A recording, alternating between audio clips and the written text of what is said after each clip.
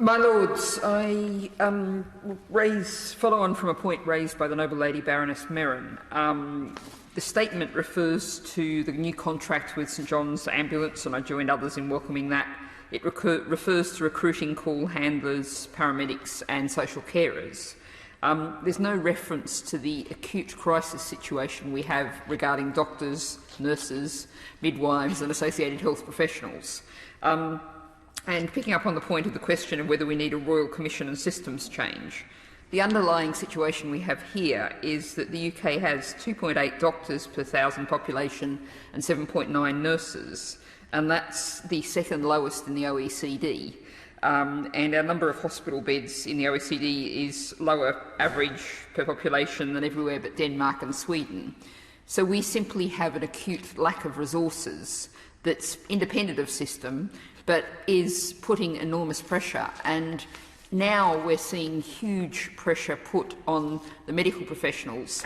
Being a specialist in A&E is a acutely difficult and challenging task, and the issues of ambulance response times and the queues of ambulances outside A&E are clearly putting huge pressure on people as individuals.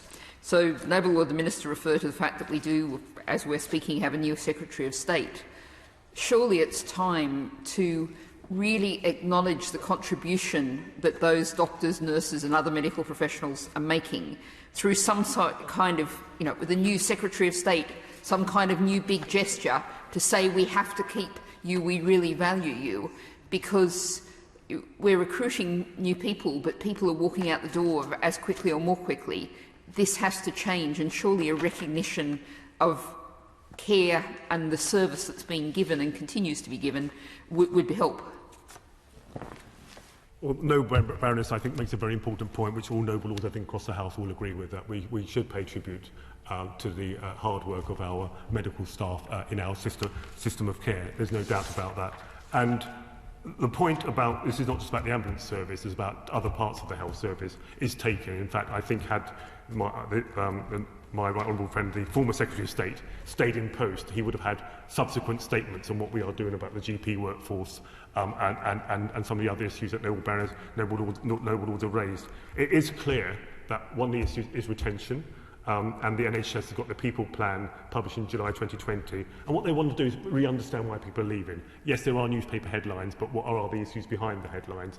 We know there's a very difficult issue around pensions, and particularly some of the wealthier GPs.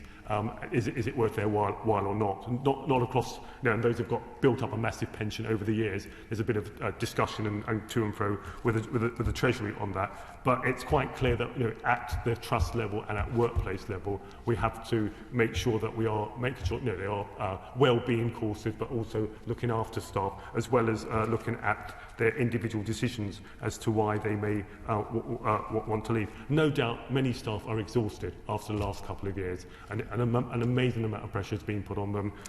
And as the Noble Baroness says, it is right that we find ways to send a strong message that we value them and we want to keep the staff, as well as recruit new staff. I think we have to look at this as well against the wider picture.